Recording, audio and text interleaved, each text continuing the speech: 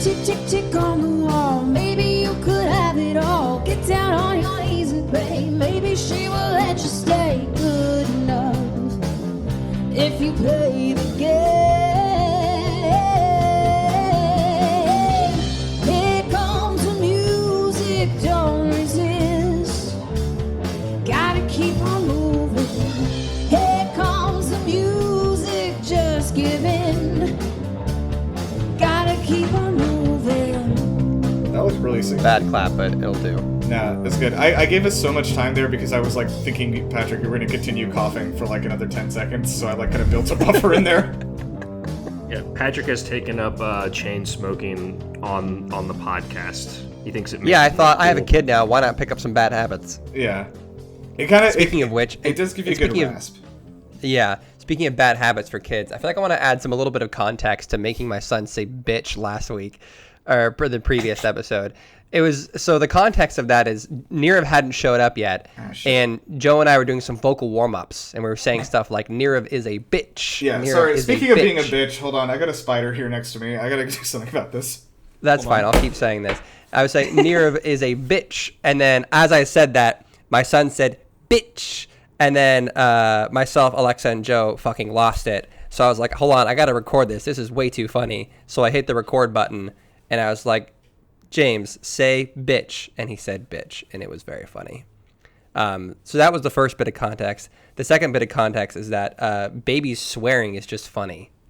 Yeah, I feel like that did not need explanation. So when I was a kid, like maybe like probably 5 or something, my mom swears constantly, and then I would get in trouble for swearing, but it's like, Mom, this is your fault.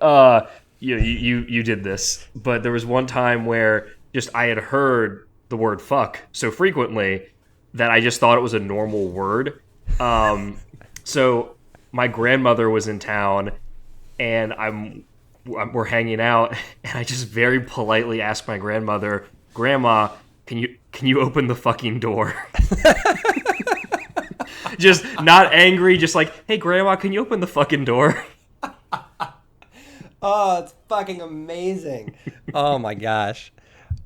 Alexa and I don't really swear. Honestly, we don't really swear that much. Although I'm pretty sure I swear on this podcast more than I swear in real life. It's kind of the whole, like, when you're around people who swear, you find yourself swearing more. We don't swear like a ton. We do curse a little bit. But we kind of made, like, in Alexa's household, she grew up where swears were like a huge no-no. Like so bad that it gave her anxiety later in life when people would swear. So we're trying to like normalize swearing, not in a way that he's going to get in trouble at school for dropping F-bombs, but like kind of we want to teach him, like, they're just words. Like, don't use them around other people because some people are offended by them, but like, don't give the words that much power. Okay. Nirav he hasn't been on mic for the last couple minutes, and he's now backed away from his computer with his hands over his head. He looks pretty stressed out. I'm guessing he lost the spider. I have to think this is like one of the worst things I've done. I tried to kill the spider very quickly with a tissue, and what I ended up doing was pulling all of its legs off, and then it fell behind the desk, and so I'm sure it's just slowly dying back there, and I cannot find it. That's terrible. That's maybe one of the worst things that I've ever done. You cruel man. For all of you audio listeners, which is all of you, Nirav looks visibly distraught and is staring he looks like he just, into the distance. Killed something seriously. Like, well, I mean, look, I mean that, like, when there's like a bug, I try to like kill it very quickly and immediately. I'm not trying to make them suffer. I just I gotta go get my Ganesh statue. I gotta say I'm sorry. Hold on. Oh boy. Look, in India, they don't even let you... You're not even, like, supposed to, like, kill bugs or step on them. It's, like, fucking, like, murder. Because there's, what if they're in your house? What if they're trespassing in your house? They're not trespassing. It's their house now. No, the thing is that, like, because of the whole, like, reincarnation cycle and everything, like, that is why Hindu people are vegetarian, too. But it's because, like, all animals have, like, the same soul in them as a human. Because they're all part of this reincarnation cycle. And so, like, killing like a bug is like not, to some people, like more extreme people, is like to not different than killing a person. Damn. And so like, but that is like where the vegetarian thing comes from, of course, where they're like, okay, well, we're not going to eat people, right? So we wouldn't eat animals. Anyway, that was a really violent thing I've done, and the spider's gonna slowly die now, which is really cool. It's a pretty bleak follow-up to the funny stories Joe and I were telling while you had your headphones off. I didn't hear any of the things you said, so I'm gonna. That's I guess okay. enjoy Come back this. and listen to the recording later. Yeah. It's fun stuff. That'll make me feel really good. Hey, what do we do on this show? Do a podcast. Do you need to take above podcast? Do you need to take 5 to 10 minutes? Like, are you good? Do you need to? Do we need to pause recording? No, I'm gonna drink this alcohol drink I made. That's a normal reaction. I mean, like, But no, I mean, if you need like 5 to 10 minutes, it's okay. Definitely like. It's fine. I'm good to go. Let's talk about. Nirav is a thing. professional. That's true. All right, hard cut. We're back in. Okay. Okay, so this is A Court of Bros and Broses. This is a podcast where 3 straight men are on their maiden voyage through Sarah J. Maas's A Court of Thorns and Roses in an attempt to learn something along the way. I'd love to discuss at the end of this episode what we've learned from this book, just like as far as life lessons. Oh man, you can't just spring that on us. I haven't prepared anything. I haven't either, so it doesn't matter. Okay. And frankly, I'm sure I'll forget by then, just knowing me. So... Anyway, yeah, we are, I'm Nirav, and I'm your host, and I'm joined by Patrick and Joe. Say hello, guys. Hello, I am Patrick. I am the one who has a child. I am Joe. I am the one that asked my grandmother to open the fucking door. What? Nirav, who wasn't here for the beginning of the podcast while Joe and I were telling stories, has no idea what that fucking means. I don't. Okay, but sure. Nirav will find out in post. Yeah, we'll fix it in post. What I'll do is make some sort of reaction sounds here, and then I'll sort of splice them in to like when you guys are talking, like something like, "Oh, really? What?" So I'll just kind of like splice those in. So Do it's it like, in a Pretty very- good. I think one of those will work at least. Add in like a very clear, weird filter to it, so it is very clearly so off-putting and not there and disembodied. The audio version of a green screen. Yeah. Yeah, almost like reverb and echo to it.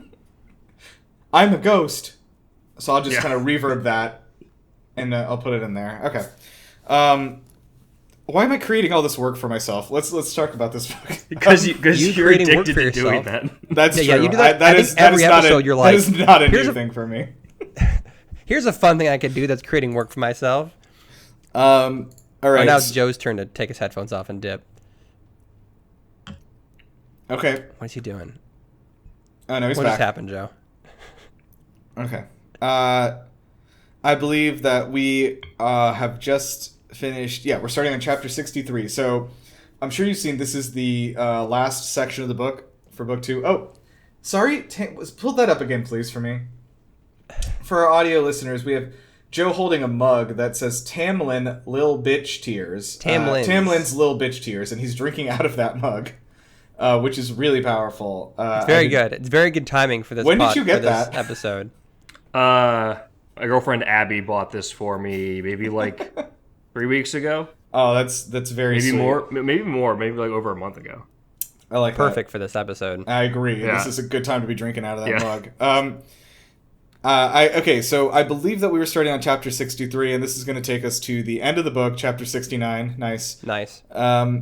And so, yeah, the last thing that happened was, by the way, first of all, shout out to Alexa for leaving us off here.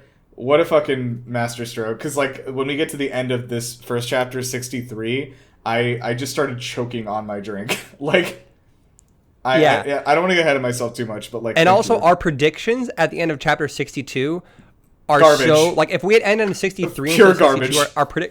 Our predictions would have been totally different. But yeah, our predictions are fucking nonsense. They're I don't think we got a single one right. No, this one's for the bin. Now, Joe, you did have this one you're holding on to for a long time that did end up being true, of which we'll talk about, of course. But Part of it, I was wrong about part of it. I was right about half. I was like 50-50. you get like a half point.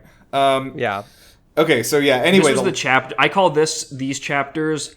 I call these the chapters of character assassination. Even for characters I hate, I think this was the chapters of ill-defined character motivations and the yada yada chapters. Oh damn! I don't know if I agree with that. We'll talk about it. I'm kind of in the middle because I'm like, I feel like she could kind of explain away satisfactorily in the next book, maybe why they came to this conclusion with more retcons. With more, well, just like what happened to Tamlin over these like 6 months that caused him to become fucking Darth Vader. Oh no, like, Tamlin I don't disagree with entirely. We'll get to it, but okay. I still think but that's the mug. Look, the mug exists for a reason, right? Yeah. Somebody made this mug for a reason. And I haven't talked too much about it. I just told Lindsay I'd finished the book, and she was telling me like there are still, after what you've read here, there are still Tamlin defenders. There are tons of ladies who are out there defending Tamlin's actions. Every one of them. That is fucking wild. Yeah. No way! I thought the Tamlin Defender thing was book. only after this. I thought the Tamlin Defender thing was only like after the first book or something. No. Or after, like, the no, second. she said it. No, even people have read all the books are like still on the Tamlin defense train. Some people, not a lot. It's a vocal small That group. is nutso. They insist that Rhys is the actual abusive one, and Tamlin was treating her well. Are they tweeting this and commenting this on Reddit from the mental institutions in which they are held against their will? Because that's insane. I would love to when we do our like roundtable. I would love to get a little bit more info on that from the girls on like just what the fan base's reaction. But there might, but there also might be more information in the next book that like feels that. Emotionally, I cannot handle another retcon chapter. I can't do it. I can't. Yeah, and again, I know we're like getting it's complicated because this is the end of the book. So like, but anyway, I was, until this set of chapters, I was very 100% on board. We won't see Tamlin in this book. We'll see him in the next book, and he will do something that will, like, not as far as in his relationship with Feyre, but just overall being a good person. He will do something to redeem himself. That was my very hard and fast he has thought. dug the hole. No, the hole is so deep. I want him to fall into the lava. Fucking way. The mantle of the earth. He's trying to dig a hole straight through to China. Like he is going for it. Yeah. All right. Let's get okay. So as Nirav was saying, it ends off with they're at the cauldron. Feyre's trying to, from previous chapter, they're trying to like she wants to say this to the spell. She ends up putting the books together. We don't know what happened with that. It just seems like there's no fallout from that just yet. Jurian shows up and he's like, "Yo, what up, bitches?" And Feyre didn't. I think he did say that. Is the weird spell. Thing. I imagine Jurian being in sort of like spring break, like frat boy kind of clothes. Like, I mean, if he's been hanging out with Tamlin, then maybe. That's Tamlin's whole vibe, right? That's true. I imagine him having like big, like sort of pink sunglasses, and he's got like board shorts on and stuff, and he's got kind of like an open shirt with like a. Like kind of thing going on there, like open button-up shirt. Does his shirt also say FBI female body inspectors? And then he walks in and Feyre's like, wait a minute, where'd you get I've seen this shirt before. I've seen this shirt before. Okay, so the next chapter starts off and Rhys like immediately is at Feyre's side. He senses Jurian's presence or whatever, but he immediately is at her side. And then he sneakily grabs the books from Feyre and hides them in his cloak. And then Jurian asks Mor where Miriam is, and Mor's like, she's dead probably, and Jurian's like, fucking whatever, liar. Like he calls her out on the lie. They're all like, okay, cool, we're gonna dip, and they realize they can't winnow out of the castle. The castle's been warded, trapping them inside. And then the King of Hybern just shows up, right? Yeah, also they're taken to his throne room, right?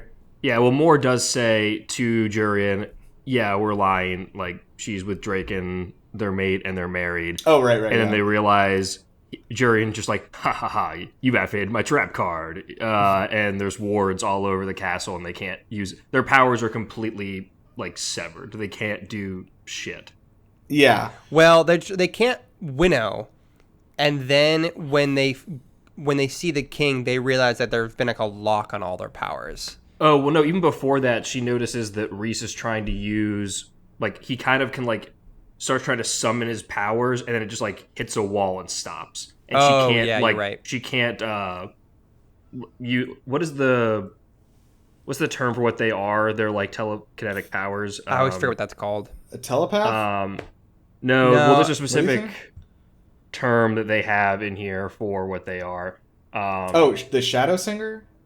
No. I don't know. Where they can talk with their minds and they can access each other's minds and stuff.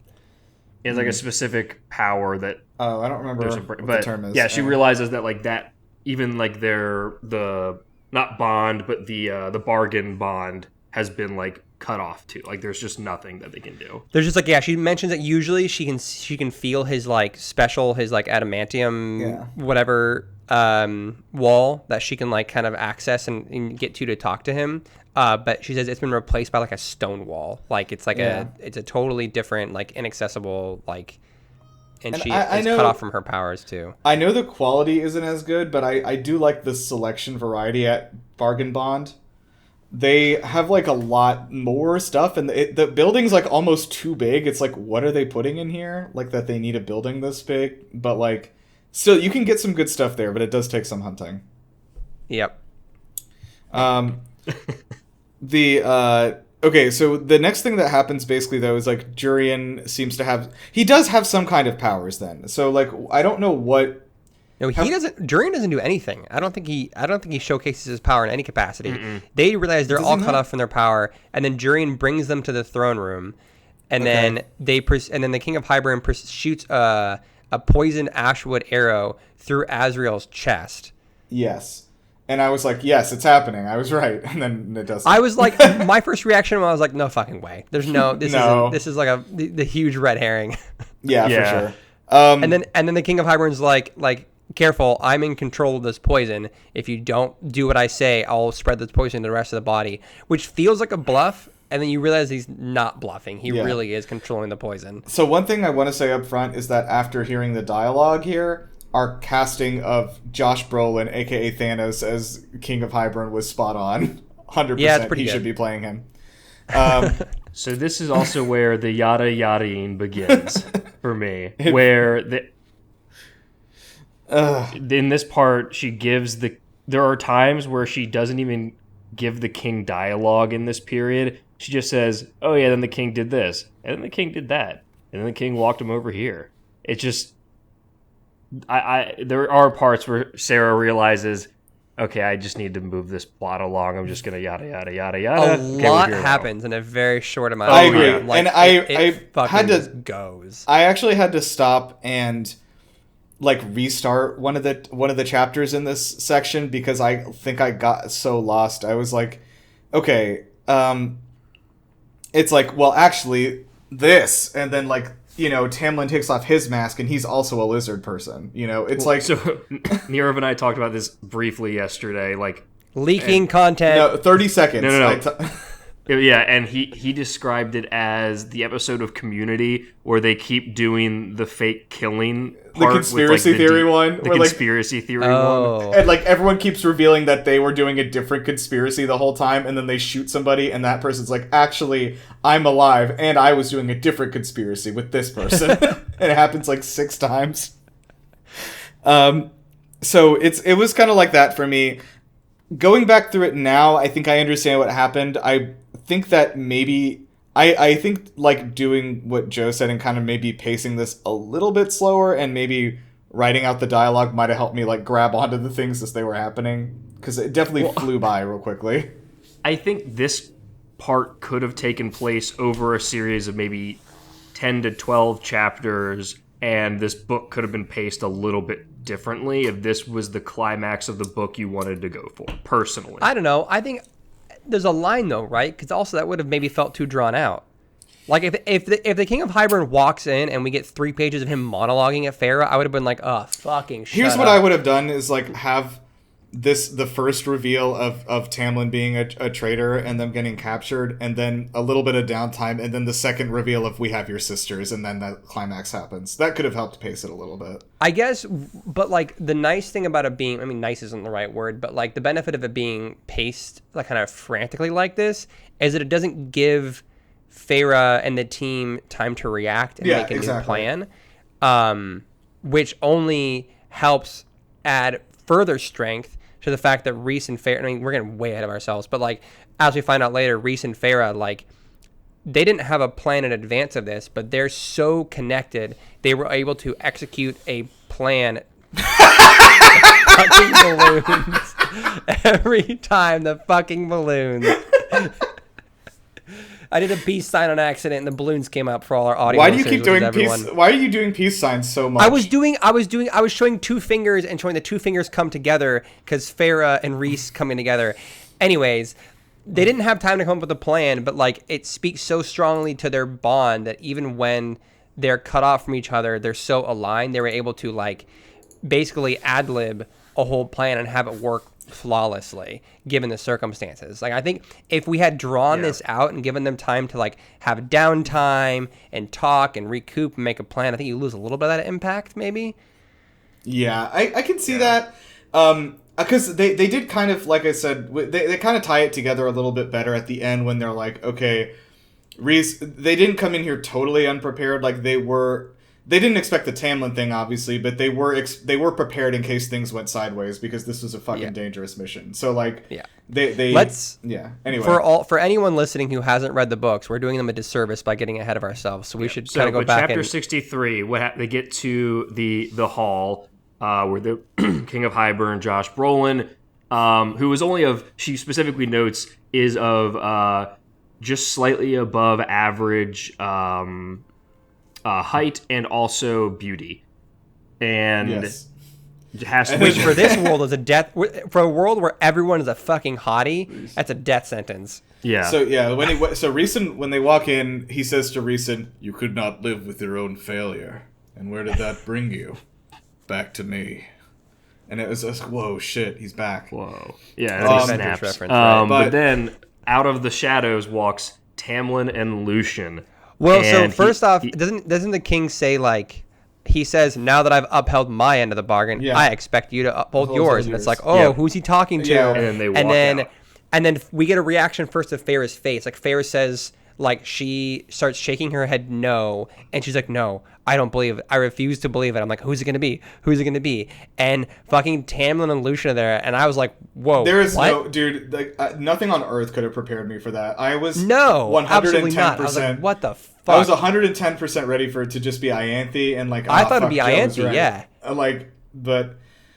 Fuck, I super this when we were just we spent like half an hour theorizing last time how this book was gonna end. None of us had this even like close to anywhere in our cards. No, none of this. I thought Tamlin was just not gonna show up. Yeah. Ever. Or at worst he would like show up in a post credit scene at the end or whatever, you know. I don't know, but yeah. So the biggest thing I'm confused about is like who approached whom. And when did this bargain take place? My thought is that the King of Hybern approached Tamlin about this, but as we find out later, Ianthe had.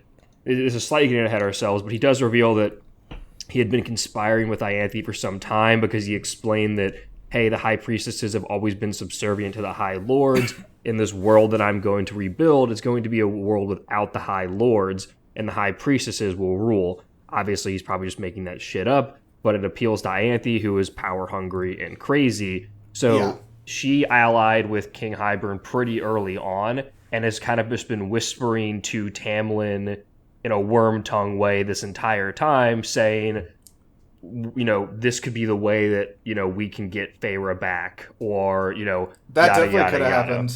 So I think we even made a worm tongue reference about Ianthe whispering in his ear previously. We did, yeah. And like just like that, she's gonna fall off a very tall building and be impaled on a spike, I think. Oh fuck yeah, that'd be awesome. Let's do that. So yeah, he walks in the room and Farah is just like total as we all are, completely shocked. Mm-hmm. Also, just a quick hint for anyone who is hiring for the position of a Grand Vizier: don't hire someone whose name is Wormtongue. Yeah, wild name. Or Jafar. That's the other one to just kind of skip over. Wormtongue, but at least Jafar, I could be like, oh, I don't know, like that name sounds like a normal name. Wormtongue, like that name's not sus at all, right? In this scene too, like when Tamlin appears, this is crazy because this is also the first time she's seen him. So she's being confronted with not just the shock that Tamlin would do this, but also finally confronting and seeing Tamlin. Like seeing her ex what a crazy way to see your ex for the first time after they trapped you in their castle. Allying with fucking fairy Hitler. Yeah. Can I say a fun thing? This has got to be the ultimate. This has got to be the ultimate payout, like the most vindicating thing for Farrah, right? Like she broke it off with her. Imagine breaking up with your ex, finding your relationship, and then you see your ex and they're like thriving, and you're like, oh man, like they're doing so well. You kind of feel maybe a little jealous. That's never happened. They're always right? Barely alive without me. Yeah, she sees her ex and he's with fucking Hitler. She's like, whew, dodged a bullet. With Hitler. Yeah, or like you're just looking on scrolling through Instagram. You're like, oh, there's my ex. He's doing great. Oh, is he in a relationship with Laura Loomer? Okay, all right. Oh my god. Okay, so yeah, we see Tamlin. He's not doing great. In fact, he looks very tired and haggard and insane because he is. Yeah, and gaunt. Yeah, he's just like kind of lost it. Yeah, it's become very clear that he's lost it. And so he made a bargain with the king of Hybern. And so the king is like, okay, you allow my forces to like enter through the spring court and we'll use it as a base. And then I'm going to like remove the wall between Prithian and the human world. And then you guys are going to be like under me, basically, like you and Farrah. You get Farrah back. I will trick, like when she's coming into my castle to do this cauldron thing, I'm going to trap her here and then I'm going to give her to you. And then, yeah, that's basically the bargain. And then so even in this bargain, Tamlin is like treating Farrah like property again to be handed to him, which is, just not surprising even a little, but, so I have another question. Yeah. And this goes back to what we brought up in the last episode. I think it was the last episode, maybe it was a chunk before, when they get the book from the queens, and how the queens were going to not give them the book, but the youngest queen like rebelled against them and snuck the book to them anyways, and they punished her by torturing her and killing her for that. So it sounded like she was not supposed to give them the book, but the king of Hybern wanted them all to show up with the books to try and dispel the cauldron. Okay. So like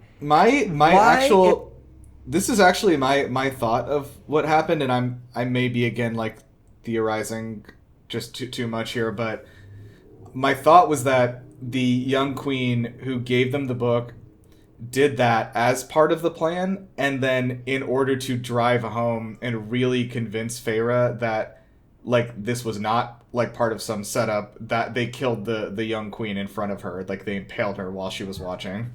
So I disagree. I think what is happening here is the classic case of we've made the villain so evil that making the main characters suffer is part of the plan.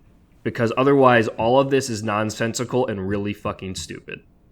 Hands down, he has everything there. He has the power to wipe out his greatest and strongest adversaries. Their powers are wiped and their powers are blocked. He could literally fucking kill everybody here that could stand a chance.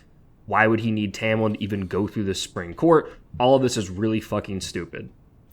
Yeah, honestly. I kind of agree with that. Objectively, like, it it's feels really a little... Dumb. It feels kind of contrived for the sake of telling a twisty-turny story. Yeah. I think that you're right, though, because this is not exclusive to this book, but definitely a lot of people, like, back themselves into the corner of, like, the only reason the villain hasn't killed the people yet is because they're like, I want to see you suffer. Like, I want to watch the life leave your eyes slowly as I take away everything you love. And, like, it is kind of the only way to, like, keep the plot going while the heroes, like, regroup. And, like... Yeah, because at the end, too, he doesn't get the work... And so I apologize to the listeners. These chapters are so fucking crazy. We're going to be piecemealing you a lot of random bullshit because there is... I guess, do we just want to give a summary of the plan and the plot here? Cause, okay, yeah, that's a good idea. There's so much to talk about here. Let's keep walking through. Right, so the king, so the king is like, okay. You'll see what we mean. Like, this shit's fucking crazy. The amount of stuff that happens in a single chapter and just all of this is wild. And can you believe it or not? So, like, Alexa wanted to... So here's a fun thing for me. Alexa really wanted to listen to this end of the book with me, but we didn't have any... Usually we only listen when we're driving together, and we had no drives planned for this week. Like, we're working, whatever. I needed to listen before today. And she's like, can we please just listen in the evening? I was like, but I want to play Donkey Kong Bonanza. I'm trying to get through Correct. more Donkey Kong. She's like, okay, well, let's listen while you're playing Donkey Kong. I was like, That's all right. That's how I listen. That's how I listen to most of this book is while playing Donkey Kong. But imagine listening to playing Donkey Kong while listening to this. No, not song this that's going part. 300 miles per hour. So I had to keep pausing Donkey Kong, be like, hold on, rewind. What the fuck just happened? Like I kept like losing track of what was happening, and like I'm like, this is so confusing. And she'd like pause it, and she'd be like, okay, so this just happened. I'm like, okay, can I listen It's to that like, again? okay, It's so like, Tamlin is working with Void Kong. Yeah, I like get out my cork board. I'm like, hold on, Pepe Sylvia. I'm like, wait, hold on, what? Like, So yeah, this already like crazy moving chapter, I was like half paying attention sometimes and had to rewind and listen again because I was like, I kept losing me. Okay, so, yeah, so this is a chapter where truly up until once like all the crazy plot twists were done, that's when we got back to the relationship parts. That's where I'm like, I got firmly back into it. But this part did lose me for a good bit of like, what are we fucking doing here? How is she going to stick this landing? I think she does, but just you'll see what we mean. So I will. Yeah, I do tentatively agree with that. I really was like, this has gone totally off the rails, and Okay. I think she does like. Should we just talk about it now? Yeah. Okay, all right. Okay, let's No, we got to let's get through this talking to explain like what happened. Okay, Let's so just Tamlin, through we it. reveal Tamlin has been allying again with the King of Highburn, and he just kind of puts his hand out to Feyre like, oh, come with me. And she's like, no, I'm not going to do that. I will fucking kill you. She just straight up starts making death threats to Tamlin immediately and is just saying, no, I will fucking end you. What is wrong with you? Yeah. which And so- only reinforces to Tamlin that she is under like Rhys's spell, which is what Tamlin's been thinking this entire time. Yeah, so Yeah. she does finally manage to like get rid of the hold on her power, and then Tamlin, like, I think there's like a sense Before that, No. though, at this point, she backs up to Rhys, and Tamlin and the King of Highburn both finally kind of click in their minds that her and Rhys are mates. Yeah. That they have Rhys a mating hasn't been bond. Rhys hasn't been saying anything. No. Feyre notes I think Rhys has been like holding his breath because they didn't want. He was worried that they would like smell because the mating bond you can like smell it. Yeah. On people. So he was worried they'd smell it. But yeah, as soon as Feyre backs up, you're right. Like I think he exhales or something like that. The King and Tamlin both like they finally like sense the bond. And the King of Highburn I think laughs. He's Yeah, like, he thinks it's- oh, there's a fun twist. Shall Like your we fucking get started? classic villain Yeah. getting a kick out of this. And even later in this, Tamlin says that he doesn't care if Rhys is her mate, where it just reinforces that Tamlin, and he says, I don't care if, you're her mate, she's mine. Like, he does not give a shit at all about anything other than her being property. Well, but I don't know also when the that King of happens in these Highburn- chapters, but The King of Highburn insists that he knows how to actually break a mating bond with his Yes. all-powerful cauldron. Yeah. So Tamlin thinks, he's like, okay, cool, we'll break that stupid, pesky mating bond, and then we can be together. Easy peasy. So we get to kind of the king is basically like suppressing her powers and everything, and and it's this whole discussion too of just like, you're not well, he's manipulated you, and they really drive home that Tamlin has truly believed this entire time that Rhys has put a spell on her and that he has done something to manipulate her, and that is why she's doing that, she's not well, all of that. And then just basically the king is like, look, you don't have any power here, you are basically just a subject here, and it's best that you do what we say. And as he says that, the four mortal queens that are still alive enter, and with them are her two sisters, Elaine and Nesta. Yeah, like bound and gagged as prisoners. Like, so the mortal queens have completely sold out her two sisters in conjunction with our buddy Ianthe, which we'll find out in a little bit. can we do one quick aside? You know who hasn't been in this entire book? Their dad. I can't. I was thinking this as fucking Elaine off was doing being capitalism. stuffed into the cauldron. I was like, where is their fucking dad? It's so fucking weird. So like, you know, if you're watching a TV show and they get some like banger star in season 1, they're like, whoa, I can't believe they got Liam Neeson for season 1 of this TV show. I mean, I don't know why I chose Liam Neeson, but I don't know why they get some cool star for season 1, and then season 2, they're like, where's your dad? Like, oh, he's off doing errands. Like, oh, they couldn't get Liam Neeson back for season 2, so they made some excuse up for why he's gone. Yeah. This is what's happening, but it's a book, so you don't need to do that. I agree, and like, I think he's just literally gone because like it just would make the plot more complicated if he was here. Yeah, he serves nothing. Yeah. He would contribute nothing. He to might the as plot. well It's be just dead at this very point. funny. Like, it really doesn't matter. Okay, so Elaine and Nesta are dragged in, and we of course learn that the queens have been working with the King of Hybern the whole time, and so he has promised them immortality, eternal youth, and by turning them into Fae, basically the way like happened to Feyre, by using the cauldron. And Ianthe, of course, has been working with Hybern the whole time, and Feyre even like has this horrible realization that like she like had all these little talks with Ianthe while they were like doing each other's nails and stuff about like, these are like all about my sisters. This is where we live, like, etc., etc. This is where you can find them on Wednesdays at 3 p.m. And like, I dropped a pin at their location on Google Maps. Yeah, yeah. She let Ianthe become Find My Friends friends with them, so she always had location. Here's Nesta's AirPods. You can just track them to wherever they are. Here, Ianthe, I gotta do you a favor. I put air tags on both of their bodies, so you can always find them. Don't worry about it. It's easy. So she has this realization that she is, of course, unknowingly the reason that they were able to find the two of them, and of course, whatever guards that Rhys had left at the estate were obviously not enough. Those people are defo dead. They're for sure he's dead.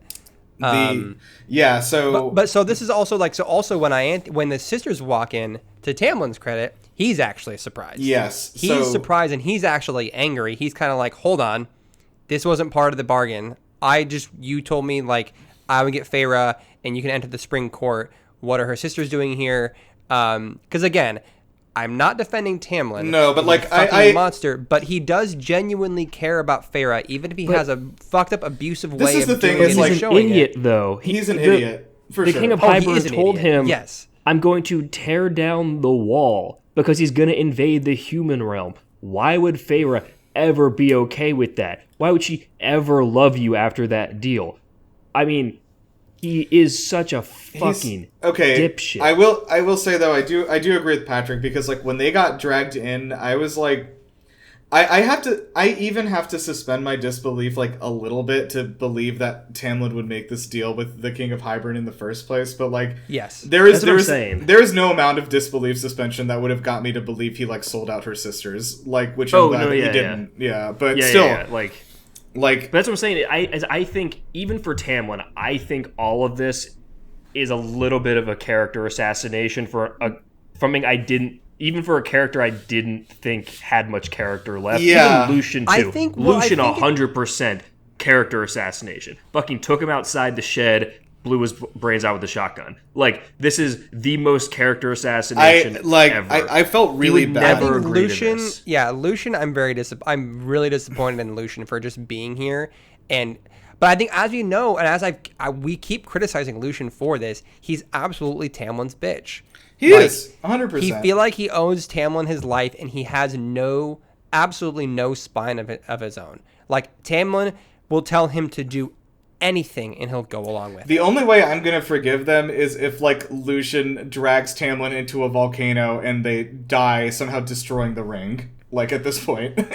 Honestly, I don't want to defend Lucian, because I've been on this podcast talking shit about Lucian before, but like, I think he's just so deep in like feels like he owes Tamlin a life debt that he does everything Tamlin asks him to do. So I don't even think he made the choice to come here. I mean, he did, but like, I think as far as Lucian saw it, he didn't have a choice. Yeah, he just had to just go along goes with him. I mean, he literally is like a dog to him at this point. Yes, Like, So I'm 100%. going to circle back to my thoughts on Lucian after we get through the remaining events Yeah, of chapter 65, they do set up some and then more I will interesting give stuff, my at least. prediction on how Lucian's character is going to go. Yeah, let's do that. Let's do that later. Yeah. So Tamlin, real quick about like the character assassination of Tamlin and not believing he'd make a deal. I think I mostly agree with that. I think the one reason we're supposed to buy that he would make a deal like this is the level of desperation he's got to. Where like if you think about the order of events that happened leading up to this from Tamlin's point of view, he like fell in love with his, what would be like his perfect woman, whatever. This is who he's going to spend the rest of his life with. Then Amarantha traps him under the mountain. Farah kills herself to save him, and then he goes into crazy overprotective mode. Won't let her leave the castle. She is who he always is like. I have to protect her at all costs, whatever. And then she disappears. And in his point of view, Rhys kidnapped her, and now she's under the spell of Rhys. She is his prisoner. She is, and then Farah plays that role up and makes herself seem like she's some big, like, important threat when she threatens Lucian. Lucian reports that back to Tamlin, which probably is a straw that broke the camel's back, which probably that's what made Tamlin make that deal, is when Lucian sees all that happen, goes and tells Tamlin. Tamlin's like, all right, fuck it, she needs to be saved, whatever. And this whole time, Tamlin is spiraling more and more into despair, insanity, desperation, just like he's gaunt, he looks crazy, he's not being himself. So like I can buy him making a deal like this under that context. I still think it's like a little, it's not a little, I still think it's fucking stupid. I think as hell. what would happen that would make me buy it more is if we learn a little bit more maybe in the next book about like Ianthe like basically like slowly brainwashing him about this idea like over the course of months. Like I think that but we've already seen her doing that at the beginning of the book. She's you're right. already creeping ideas into his head and stuff, and showing that Ianthe has a lot of control over Tamlin that he didn't even realize that she has. She's super manipulative. One thing I wanted to say is I wouldn't be surprised if the King of Hybern is actually telling the truth about what he wants to do, where he gets rid of all the High Lords and has like all the priestesses who will be all indebted to him, like working directly under him. You know what I mean? Yeah, because he knows the High Lords. He went to war with them. He knows they're not gonna swear allegiance. No, like all the priestesses would be like totally on his side and owe him everything if he made them like the leaders of the world under like his governors or whatever under his command. Yeah, and so High here's Lords the horrible also irony are of this. What was that, Joe? I would say High Lords are also not just a political position, but they actually have have specific true power powers, tied to them. Yeah. So here's the horrible irony of this. The villain of this book wants to dismantle the hierarchy, wants to dismantle the patriarchy and put woman in charge of the whole world. And this is the guy we're supposed to hate? Wow. Look, you're so right. Wow. you're So right. what you're saying is the King of Hybern's actually woke? He's actually woke, man. He's getting rid of all these High Lords and replacing them with all powerful priestesses. I don't know. It doesn't seem too bad. Damn. Well, I'm a convert now. King of Hybern all the way. Barry Hitler, let's go. So yeah, the thing is that like if Tamlin's on the same side, that means he's really a true feminist. So all right, let's get back to the chapters. I think this is we gotta keep pushing through. We gotta then we can just ramble for hours and hours. We gotta get So this is where the other fucking community like episode, the other conspiracy theory comes in. The queens are here. They're like, not so fast. We're here, which was so obvious was going to happen. We already kind of knew that was going to happen. Yeah. It was like, hey, look, we're here. We got your sisters, and they're like, yeah, we're gonna turn them into fairies.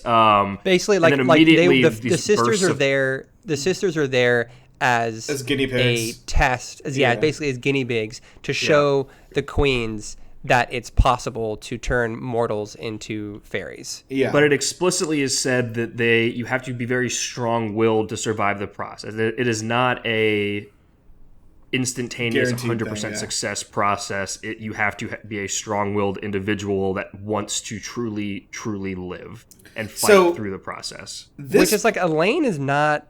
Elaine is the golden retriever. Yeah, so I mean, as we see, her and Nesta have very different reactions to this, which makes sense. But like, Elaine feels like I wouldn't even expect her to have lived through this. Yeah. But before this even happens, though, the King of Highburn just shoots out these crazy arcs of power, and Cassian's wings are like shredded. To shred, Wait, as you what, say. what triggers that? Doesn't Farah doesn't try and hold on? Oh yeah, I think Feyre tries to walk. It was actually unclear in the book to me what triggered this. Feyre just tried to walk lost. towards the king, and I think is what happened. And he just decides to kind of flex his power, like, don't you dare! I thought someone like try and like stab him, or there was like a knife. Something happened where like Moore runs at him. Oh, it was Moore. And tries to stab him. So he just like grabs her and kind of makes some threatening remarks. I can't remember exactly what it was because again, so much is happening in this chapter at this point in these series of chapters.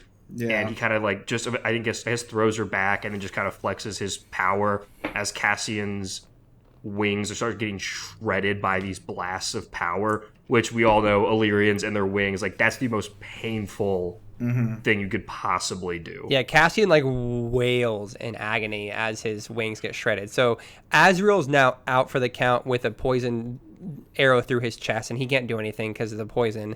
Cassian's now totally down because his wings are shredded. And then Moore, Reese, and Farah all get blasted back as well. Yeah, and they all know kind of at this point, don't try shit. You know, 'cause it's explained multiple times. They're not trying anything because they fully understand the position they're in, because especially with the, Feyre's two sisters as hostages, they're not risking shit. They're not going to try anything. And at this point, there's still actually, somebody is holding Azriel up there too, right? Like, ready to kill him. Even though, he has the Bloodbane and the cursed arrow through his... He's the not ash being... arrow He's with just the like... Bloodbane poison. Yeah, he's like in the background, okay. Oh no, he's on the ground, like because he was being supported by Cassian and Moore. Oh, okay. Yeah, because he's like kind of collapsed. He basically has from the pain. like the Tony Stark metal shrapnel about to hit his heart, but the King of Highburn is keeping it from hitting his heart. It was about this point where I realized that Joe was 100% correct, and Amren was conveniently written out of this scene last time. I think I said that. I think I was the one who said that. Yeah, where she was just like... she was literally left behind, so they didn't have to deal with having the Hulk and exactly. And then I think Joe made the analogy of the Hulk's and the Hulk and the Thor are busy fighting the other gods, and it's just the normies here. Yeah, like. Well, I thought I had called my girlfriend during this, like halfway through, because I had just like I got out of the car because I always listen when I'm driving, and I called her. I was like, I don't think Sarah's gonna stick the landing on this. I think she is going to have to bring in Amren and just nuke the world, because I think she's gonna end up writing herself into a box. At this point, I thought also that there was gonna be another fucking plot twist. I was like, I think she's gonna keep adding plot twists and not know how to get herself out of this, and just gonna have to hit the reset button with Amren. The King of Highburn takes off his mask and he's Elaine. Oh shit! It's crazy. Oh shoot! I think next book, because like again, didn't Farah touch the two books together? Yeah. Yes. So next book, we're going to get some otherworldly shit, right? Like, Amren's, like, whatever species she is, we're going to get more... I don't know. Some shit's going to go down in the next book. That's going to be resolved later. All right. But then back to so Cassian gets shredded up, and then her sisters are going to get thrown in the cauldron. So Elaine goes first. And this whole time, Farah's, like, begging. She's like, absolutely I think begging. she tells Tamlin, I'll go with you. Just, like, don't, like stop this from happening. I think Tamlin even says too, and even Tamlin's like, I'm a big idiot. I can't do anything about it. Well, I think doesn't Tamlin say like, "Hey, stop this"? He does. But let's I mean, just go. Let's call this off. Oh, please stop, Mr. King of Highburn. I'm sorry. I didn't know this was your plan. Yeah. No, whatever. Fuck off. I thought I would just get Farah and live happily ever after. What's all this nonsense? I didn't think about the consequences of my actions. Dumb bitch. Yeah. So. I like that. We've come full circle, and now Tamlin is the dumb bitch. Now? I mean, just no. We organically said that, like, is what I mean. Oh yeah. He's been a dumb bitch for a minute. Don't worry. Yeah. But this is the part, where so Lane gets thrown in, and at this point, I am like concerned. I'm like, okay. I was like, oh, Lane's gonna fucking die. And at this point, I'm like, there are consequences, because I thought her sisters are gonna get thrown in here. One of them is going to die, because I was like, well, what's the consequence of being a fairy? Who gives a shit? Like, that's pretty dope. You live forever, you get powers. Like, Why is that Well, bad? but immortality, like Nesta and Elaine don't like fairies, and like to condemn someone to a life of immortality against their will is like, That's pretty bad too. So. Look, this is biased by my own personal opinion of like, yeah, why would you not want to be like, you're being immortalized, you get to be immortal and you get superpowers, like that doesn't seem that bad. But at this point also there is the risk each time of this process that you could die. So there is, to me at this point, still stakes. So Yeah. Elaine gets thrown in there and Elaine gets thrown in, there's like bubbly and the bubbles stop and you're like, oh fuck. I thought she fucking died, actually. Yeah, I thought When Elaine the died. I was bubbles like, stopped. oh shit.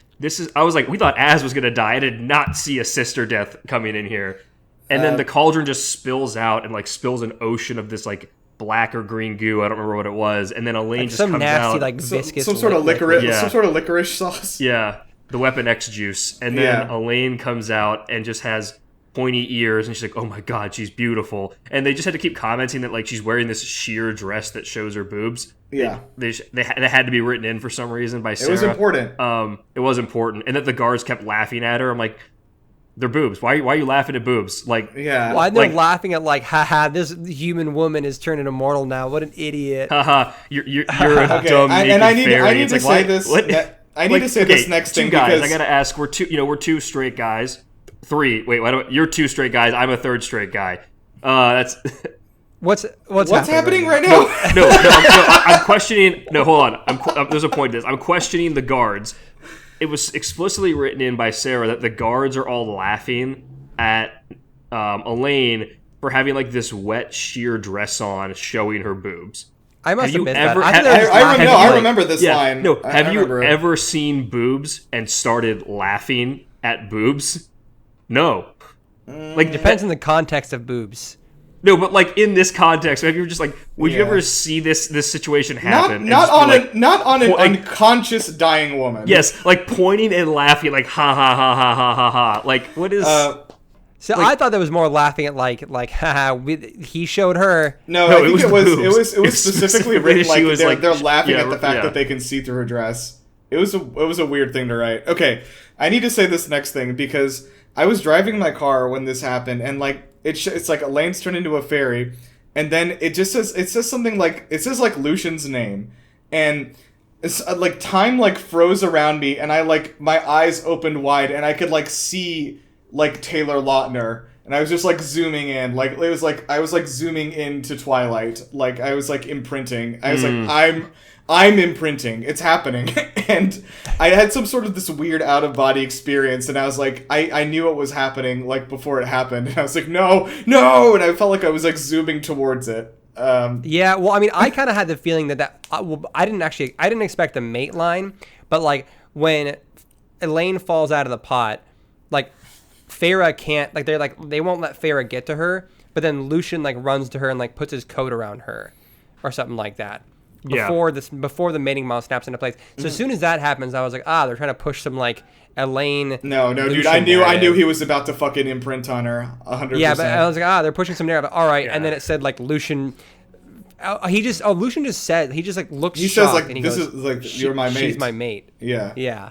and I hated this. I hate this so much. I think the main reason that this exists is so that they can set up this Death Note-esque cat and mouse game between Feyre and Lucian for the next book, basically. Yes. So, but also this is where I think that this is where, well, first why I hate this is because the mating bond transcends whether you are a human or a fae, which we saw with Rhys and Feyre. That's true.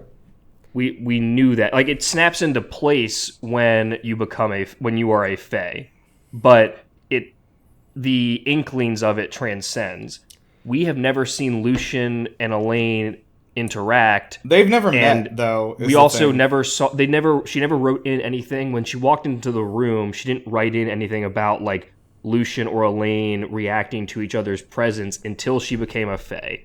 And I think it felt contrived versus where we have Cassian and Nesta, where if they talk about a mating bond existing, Cassian clearly already had feelings or some sort of strong connection with Nesta, where I wouldn't But to be think fair, it's contrived. Lucian and Elaine, this is their first time being in the room together. Yeah, but he's saying just when she walked into the room, they should have said something I don't know. about... I feel like... Well, but like Lucian, but I don't like know. we're not focused on Yeah, Lucian's you're right. reaction, right? Yeah. So like when Reese and Feyre meet for the first time, Feyre doesn't feel some weird connection to him. She's just like, oh, this guy's hot.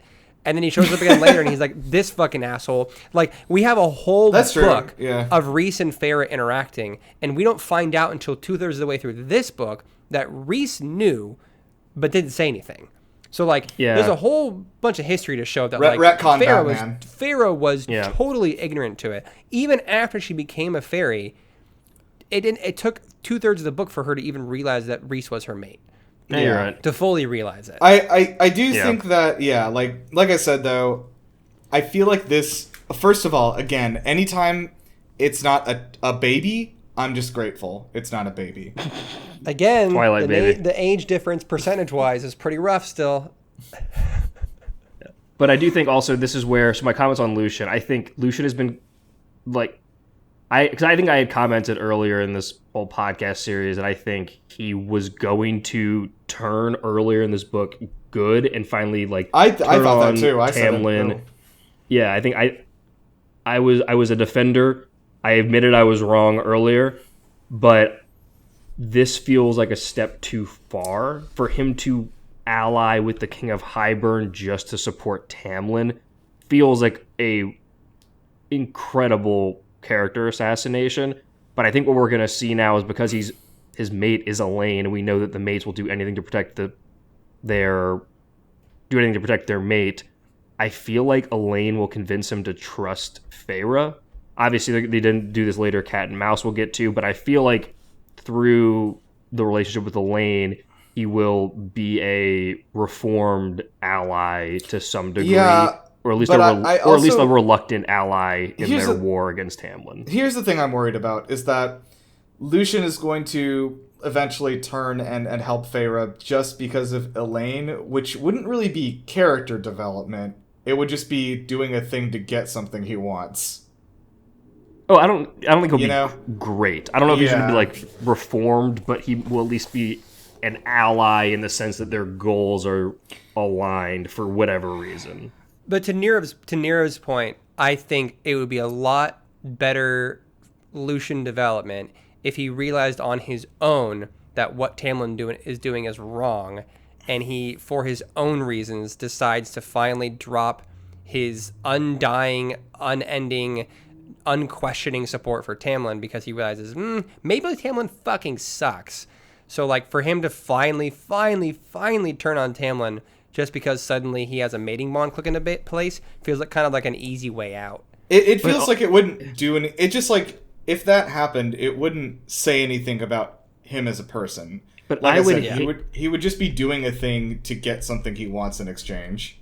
But also, the only other option I can see is Tamlin allied with Fairy Hitler, and that didn't stop him. The only thing I could see at this point is that Tamlin would have to do something to Lucian that would then make Lucian personally dislike Tamlin, which is also not character development because you're not doing it for or not moral character development because you're not doing it for the benefit of other people. You're doing it because somebody was mean to you personally, which I wouldn't like either. But I don't see what other option there is here. It's not like I don't know how you go from Fairy Hitler to then finding another reason to make you hate a guy or like I don't really know either because like thinking about I don't know. Yeah, sorry. I remember this happening a couple times in this chunk of chapters, like even before the whole Elaine mate reveal. I remember like a passing reference like Lucian looking uncomfortable.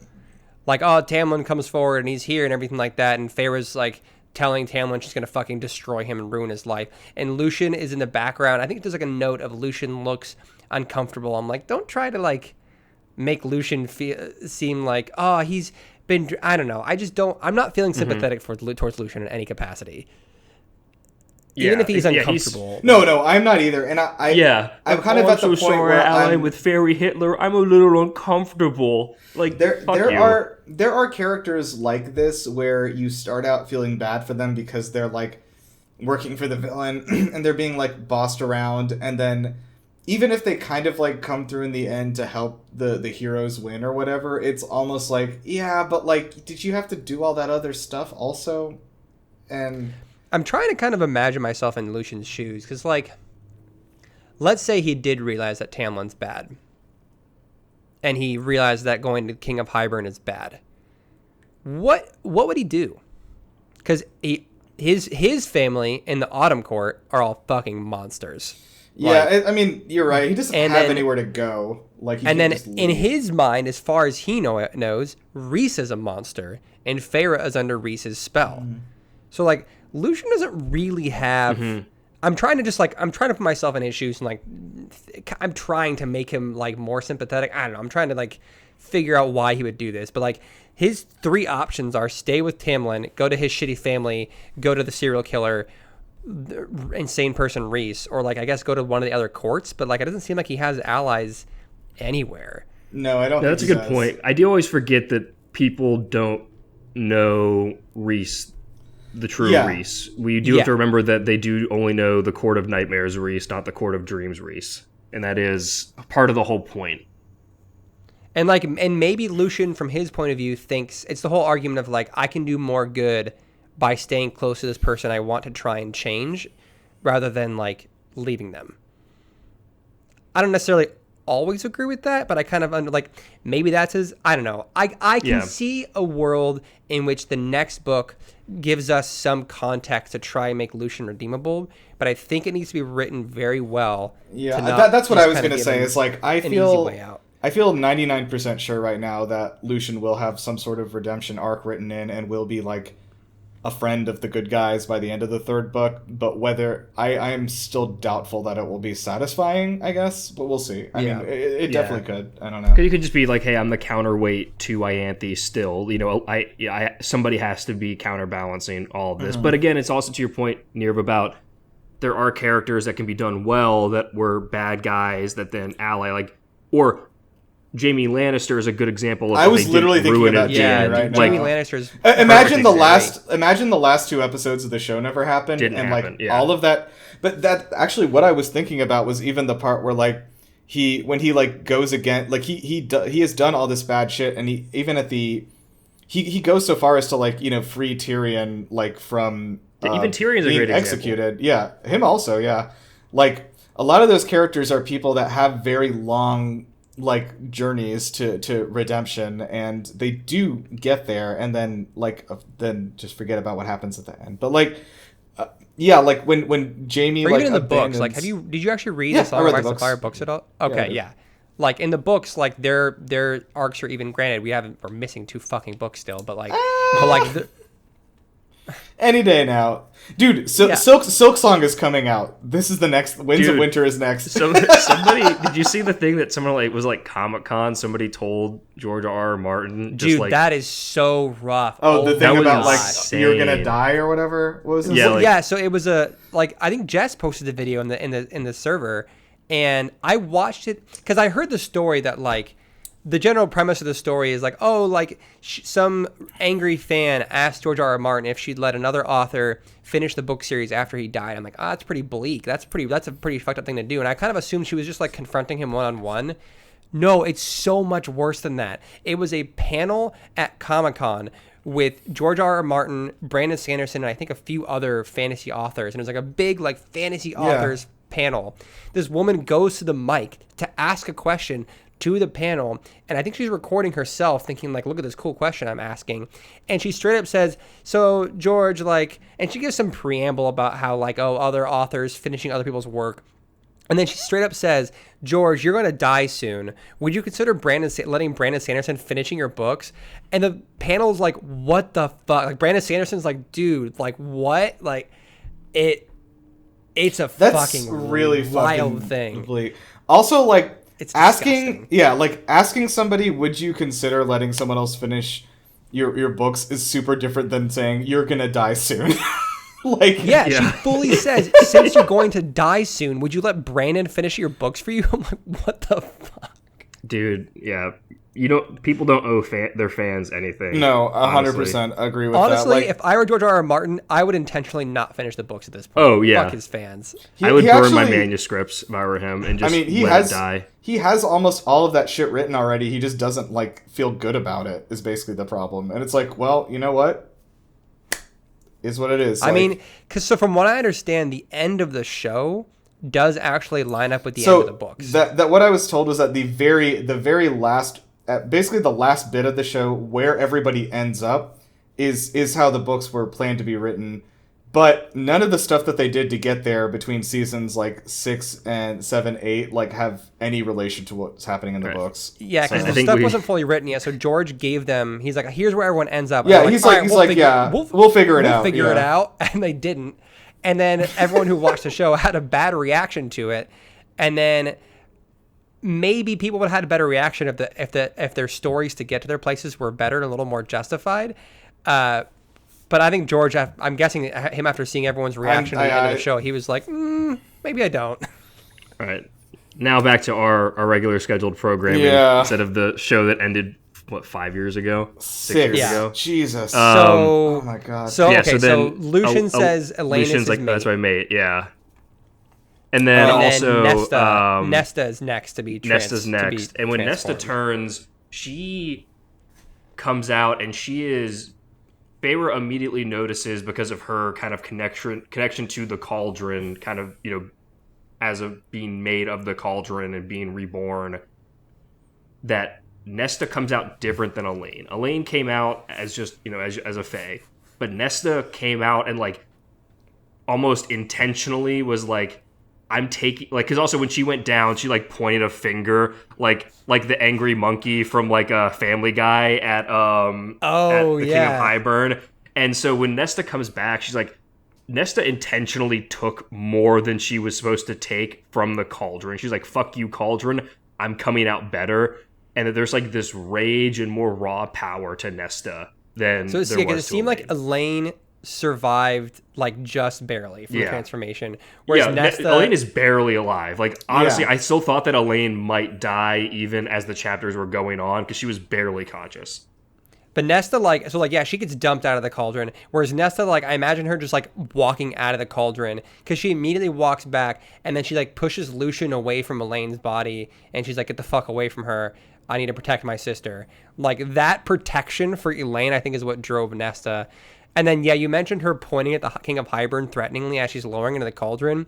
Farah makes note. She says, to the king's credit, he actually looked unnerved at Nesta pointing at him. Like, I thought I visibly detail. rolled my eyes in my car when she said that. I thought that was the think dumbest it's line. I think it's a fun detail, but also if you want me to try and buy that the King of Highburn with god powers is threatened by this random person that he's never met, I'm like, this random human. I think he might At just the be time, a used to human. everyone. It might just be him used to everyone groveling all the time, and he's like, "What? Why are you doing this?" But yeah. anyway, so Elaine steps out of the cauldron, and she's like, "Time to fucking fight." Or sorry, not Elaine, the other one, Nesta. Elaine is like, "I'm dead," and so regardless, Feyre manages to kind of like break free, and she sort of lets out this like burst of power. Throughout And this is the entire second time room. she broke free. The first time she broke free, she did it very much like publicly, and she like kind of threatened the king, and he was like impressed. He was like, "Oh, how did you do that? I didn't know. How did you break my powers?" This time she did it like in her head. She was like slowly breaking the lock on her powers, and then not making it publicized at all. Yeah. And And, this was while a- she was doing this secretly, she breaks the ward on the castle. So this was a pretty cool sequence because what she does is she first just pretends that she all of a sudden just kind of looks at Rhys and then just starts breaking down sobbing. She just out of nowhere decides to start just breaking down sobbing and is just doing this whole emotional show of I'm just overwhelmed, I'm sobbing. And then she's also, as she's doing this, is like shooting this a ray of light, this blinding light, which is serving as a physical distraction, but as part of the spell she's casting, she is getting like true sight of all the wards in the castle. And so once she gets this vision, she does it again and can then counterspell all of the wards and takes down all of it. And throughout this entire time, she's having this inner monologue of, please, Reese, please get my sisters out of here. Please realize what I'm doing. Pick up on the hint. She's trying to get through the mental bond again, but it's just still, everything's still dampened enough. But she's just hoping and praying that Reese gets her sisters out and also picks up on what she's about to do this entire time. So as we're describing the scene, literally every other sentence is in the book is her doing a monologue saying the same thing of, get my sisters out of here. Please pick up on this plan. So she immediately starts, she looks at Tamlin and goes, oh my God, Tamlin? What's happening? Where am I? And like looks at Reese and gets terrified and plays into the idea that she has broken free of the spell that Tamlin thought that Reese had on her. This is, I think, and I actually do believe this, but like this whole section here is just like proof of like how fucking delusional Tamlin is, because like he is really the only person who would actually buy this shit. But he's also kind of the only one who needs Lucian. to. Even Lucian doesn't sees buy through it immediately. The king even sees through it pretty much. But he thinks it's funnier to just not care, right? He doesn't interject or whatever. But like, this is one of those things where somebody has become so delusional and desperate that like telling them the insane thing they want to hear is like passes. You know what I mean? Yeah. Like even I totally buy Reese, that. Yeah. When she says this, Reese kind of straightens up and crosses his arms and he goes, "Yeah, so you figured it out." Yeah. So Reese immediately starts playing into it, but when she tells the King of Highburn, just, she puts out her tattooed arm on her left arm, very, very specifically. Yeah. There is only the left arm. She look at me. Off her glove. Look at my left arm. It is uncovered. Yes, look at my left arm, the one that is now ungloved, specifically with this specific tattoo. She's like, I want you to break the bond. And even then, Reese, his cover falters. He starts he says no multiple times. Like, he can't act anymore in this case, even for a trained liar like him. But like, it's still kind of in character. He's still kind of acting a little bit, but it's, I don't know. I felt like there was a genuineness to it. He's drawing on a real world experience to funnel the emotion that he needs to convey with his words, which is just acting. So this is where I got back. Like, now that it had all kind of calmed down with the conspiracy stuff, I was fully invested in this part. I was like, oh, fuck. This is some real fucking stakes I liked here. This. I did. I was really invested in this part. This got me pretty good. Like, I was genuinely kind of tense. I was like, oh, shit, are we gonna like break this bond? Like, can you break a mating bond? Like, what's gonna happen? The bonus twist we get after this, like the rewind, that I was like, oh, shit, that got me. This all ends. I thought the ending of this was very good, but this is the part where I genuinely was kind of like, okay, like, if I have to stop my car for whatever reason, like, get out, like, if I get to my destination, I'm finishing this book. Like, I'm fully invested now. I can't stop this at any point. Yeah, so she basically begs Tamlin to take me away from here, take me home, like, get me out of here, and then she also. She begs the King of Highburn to break the bond. Reese is saying, no. And the King of Hightburn's like, cool, I'll break it. And he and the book says he breaks the bond. I was like, and then when he breaks the bond, Farah says she felt something snap. And then Reese, collapses to the ground, right? Or something. Mm-hmm. It's an incredibly painful process. This is... Because Reese and Farah both scream, and then Reese falls to the ground, and then Farah faints into Tamlin's arms or whatever. Because this is also... I thought the bomb was broken. Yeah. They fucking got me. Yeah, because also she said that... they said that when she wakes up, the tattoo's gone, but also that her mental connection to Reese is severed. All she could hear was silence. I was like, oh, fuck. They did the thing. They fucking... They broke the bond. I was like, wait, can you... I was like, there's no mating bond. Well, I was like, oh, fuck, this is... What do we do? They did... Shit, this is some crazy stakes. Yeah, so that does happen. We'll find out more on that in a second. However, like I said, they do convince at least Tamlin that completely like Feyre is like back to like what he wants her to be basically, and that like everything is going how he wants. So then she turns to Tamlin and she's like, oh please, like, you know, we've killed too many people already, everyone's dying, like leave them alone. She's kind of talking about Cassian and Azriel. She's like, no, don't hurt them, you know, just let's get out of here, please. I'm just tired of the violence, you know. Yeah. I just want all this to end and for us to go home. And he buys it pretty much because he's a big dumb idiot, but he does buy it. So he's like, all right, we're gonna leave. And Rhys basically, and Tamlin, this is where he tells Rhys like, I don't care if you guys are like mates or whatever, like she's mine. And so there's a whole Doesn't situation. she do something to communicate to Moore that the wards are down and that she can? She looks at her. She looks back at them and she like is like, I hope they understand what I'm doing right now. But I don't think that she tells them. I think she was saying like Moore started crying, and like, but she knew, and like yeah, she's looked back at them and they're crying and they all look at her and she felt like they knew.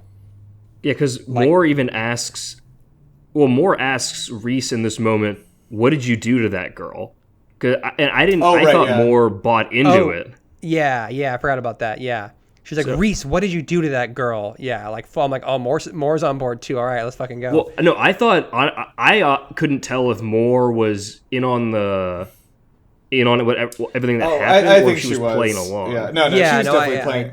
I think she was definitely playing along. Like, I don't think she was informed ahead of time or anything. I think she just like. Well, technically, no one was informed ahead of time. That's true. Well, I'm just saying, like, I think she caught what they're all doing and was like, and we'll see in the next chapter, like when we see like when they're back at the house or whatever, like everyone understands what's going on, like. Which I think speaks to how good of a rapport and how good of a relationship that Feyre's built with all of them. Yeah. That she was able to do this and do this acting. Oh yeah, they like all knew what was they happening. all know. They all actually know her. Like Tamlin doesn't fucking even really know her. Like of course he doesn't understand this. Like, it's funny that like because like we said, even Lucian sees through this immediately. It's like, and like Tamlin seems to like know her the least of anybody in an ironic twist. But like. Yeah, so she wakes up and she finds the tattoo is gone from her left arm, as we said, specifically.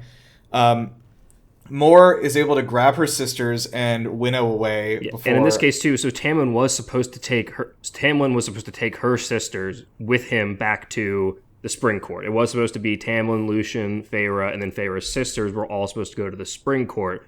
But quickly, the Night Court all springs into action. Those that can, obviously Cassian and Azriel are like, fuck das up. They're donezo. But everybody else springs into action. Moore grabs the two sisters. Rhys grabs Cass and Az, and they fucking bail. They winnow out. And then the King of Hybern is fucking furious. Because he's so mad. He actually didn't know that his wards had been snapped, which is rad. But also, he at that point he senses too that the Book of Breedings is gone, because this entire time he could sense that it was in the room because he thought Feyre had it. Yeah. He didn't realize that Rhys or somebody else had snagged it, and it was Rhys. He's in the very beginning. Rhys snagged it and put it in his cloak. Yeah, but he didn't realize that. He just knew. Yeah. So he just all of a sudden he senses the Book of Breedings is gone, and he's like. And that's when he realizes, maybe I shouldn't have gloated for fucking 2 hours in front of these people. Maybe I should have executed my plan. But Feyre's plan works. She gets her sisters out. The Night Court is safe. But we're left in this moment where, and then Tamlin takes her home. But we're left in this moment where, at the end of this chapter, we think Feyre and Rhys. Their mating bond is broken. Their psychic tether is broken. Yeah. And that now she is with, going back to the Spring Court in enemy territory, and it's just this like kind of all is lost. Yeah, that was what I was saying. Was that like a degree? Because I thought we were going to end on this sort of like all is lost moment, and I was like, oh, I don't know if I really like this. And then like with the next two chapters, I'm like. Okay, I see what you're setting up here, and I actually like how this has ended. Well, I was in my car, so I didn't know what the last chapter was. So every chapter, I was like, "Is this?" I was like, "Is this the end?" I didn't. I couldn't tell. It's kind of crazy considering like the page count / like minute count of this section, like how much happened in it. Considering it's like way shorter than all the other sections we've done. But yeah, so we jump to the second to last chapter. We jump to Rhysand's point of view. Which I think I was so confused at first because it starts talking and it was like, well, it says at the beginning it says Rhysand, and then it talks because it does say that it's him. I think it just said the word Rhysand. I didn't know what that. I thought it was like I thought it was like Farah like thinking the word Rhysand in her head. Okay, fair enough. And then it said like I landed back in Valaris. I was like, the fuck? Oh, yeah. What? Oh, yeah. Once it said I landed back in the townhome, or I collapsed in the townhome, that's when I was like, oh, okay, this is definitely a recent POV. Yeah, like I had to pause for a second. I was like, wait, hold on. I think this is probably... I was still playing Donkey Kong Bonanza. So it said I collapsed in the villa, and I paused it. I was like, what? Alexa was like, the Rhys point of view. I was like, oh, okay. I was like, I'm not... This to me is definitely setting up that the next book is going to like alternate between Rhys and Farah's point of views. Which I'm down for. I'm totally down for that. Yeah, I'm down. Yeah. So they get back and Amren's like, what the fuck happened? And they're like, uh-oh.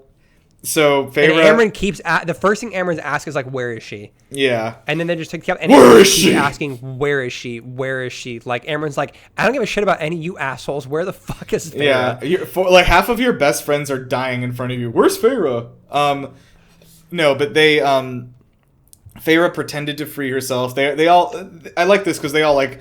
Everyone's perfectly aware of what's going on. This is, Farah pretended that, like, she was under some spell from Rhys, and the king broke their bond and freed her, etc. But Amren's like, oh, it's impossible to break that kind of bond, and Rhys is like, yeah, you're right.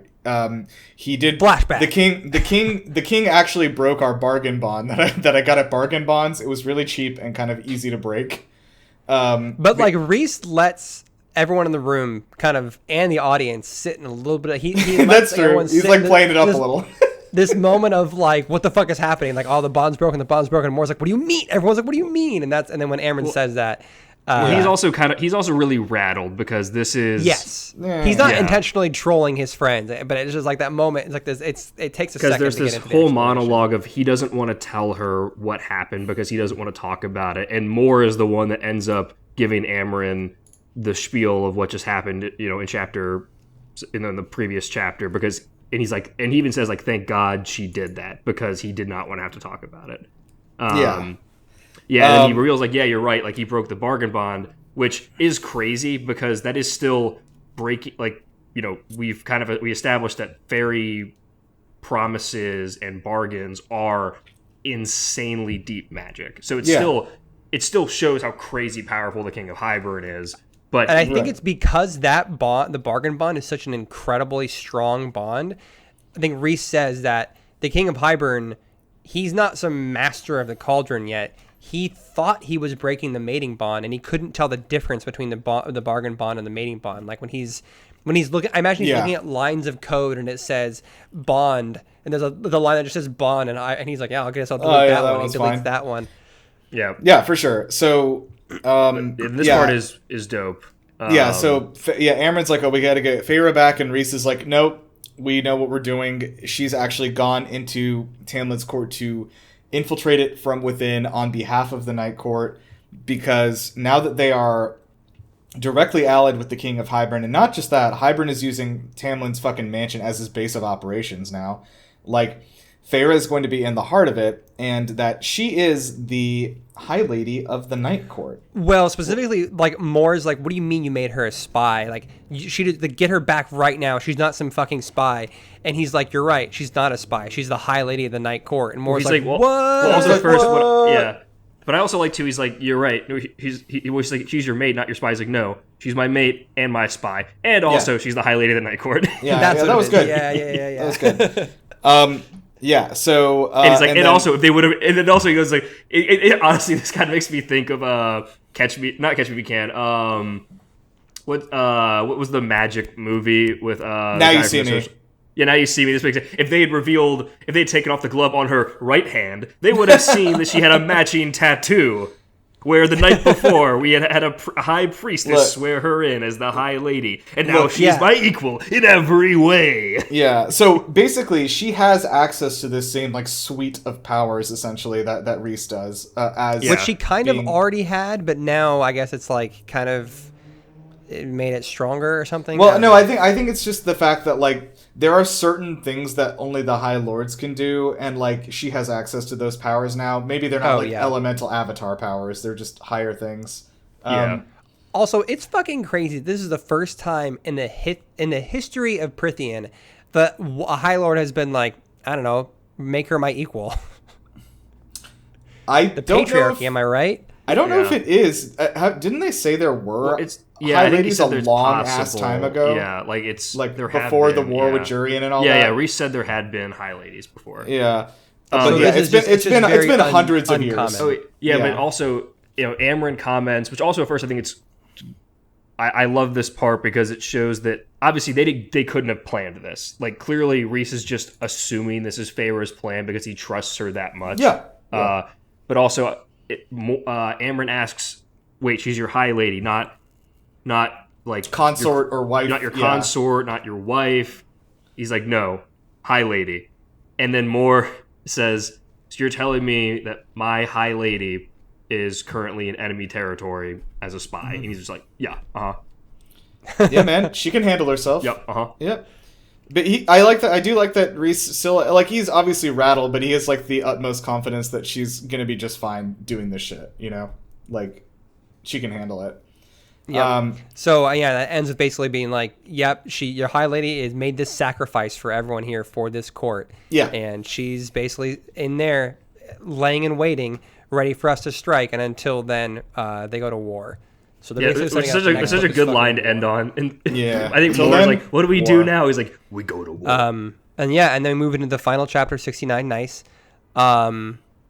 Where Feyre is still playing along, like she's back in Tamlin's mansion, Oh, and she dude, realizes this- the last time she was here is when she was locked up in it. This chapter made me so it's kind of a weird, uncomfortable, jarring man. thing. And she's playing along with Tamlin. She's like, "Oh my gosh, it's so." She's it's so good to she's be telling home. him every Like, single thing that he wants to hear, which is the right play Yeah. for her. But it is. I Yes. agree. It feels gross. Like It feels No, super, not it that. feels No, like- disgusting, but No, like so, or yeah. So like my thoughts, like so like just briefly, this is just her kind of then she reveals obviously her side of everything, that she's doing this spy thing, that Lucian is giving her the side eye the whole time. She even has this thing where she like leans into Tamlin and gives him a hug and like looks at Lucian. She gives him like a smile and like nuzzles into Tamlin, and she's like, "Oh, this game of cat and mouse we're gonna play." But the entire time, like she's realizing like I'm back in this place where I was abused, where I was kept as a prisoner, and I'm back with the person that she keeps talking about how Tamlin would like, caress her or touch her. And I got so physically uncomfortable thinking about like, imagine you're in that position where you have like the person you despise most touching you. You have to pretend to love it. Like there's probably going to be a part in the next book where like she has to have sex with him. Like there's yeah, that was so something much, I was I really don't- worried about. I know, too. like I don't I'm think really so. not looking forward to this. Like I don't know how that's gonna go. This I do chapter not made think me. she will have sex with Tamlin. No fucking way. No. She'll I make an that's why I excuse, hope not. She'll make some excuse, or she'll allude to like, "Oh, some things happen with Reese, and I'm not comfortable doing this." They would not what I think. You know what? I think if it was a man writing this book, yes. Yeah. I think with a woman writing this book, I really don't think with a woman. I writing hope this you're book we'll right. Get that. I could be Yeah. wrong. But I really don't think that's going to happen. I really hope not, because like this chapter made me realize how much I'm going to hate the Feyre portions while she's with Tamlin, because of how viscerally uncomfortable I'll be like with her having to be in putting herself in this position is awful, and I'm just going to be uncomfortable while it's going to be so tense and uncomfortable to read, and especially with her having to dodge like sexual advances from Tamlin is just going to be horrible in the next book. My hope is that we will find solace in the fact that Feyre is going to fuck this guy up. Like I am like when the book was ending, I was like giddy with excitement with Alexa, and I was like, oh my gosh, she's gonna totally goof on Tamlin, and she's gonna make an absolute fool out of him, and she's going to fuck this guy up. Like I hope she beats the hell out of him. Just like ruins his, like, I am like so excited for the idea of Feyre taking advantage of Tamlin's like unending love for her and just making an asshole out of him. Like I'm that's what I'm hoping we get out of this beginning of the book, where she is just like goofing on him and like basically manipulating him, making him do whatever she wants, knowing that she's more powerful than him, that she has nothing to lose. Like, I really think that Feyre, maybe I'm just being naive or optimistic, but I hope Feyre is going to be the one driving this. And I think so too. I think that would also poetically and narratively be like cathartic to have the power balance shift so much where, to your point, she's driving this, she's in control, and just she completely can just fucking and utterly physically and emotionally ruin this guy.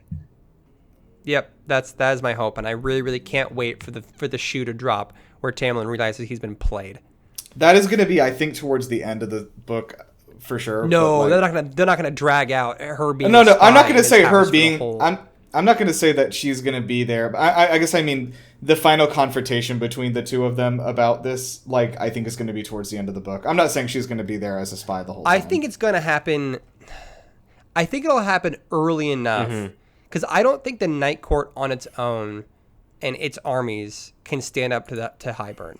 Like, I think we need to get some allies across other courts. The Summer Court is an easy one. I don't know if the Spring Court probably won't be that court, obviously, but I just don't. I think the reveal is going to have to happen earlier into the book because there's a lot that needs to happen, right? Like, if they want Lucian to have a redemption arc, like, that has to happen at some point. That's what I think the majority. Yeah, I think the majority of this.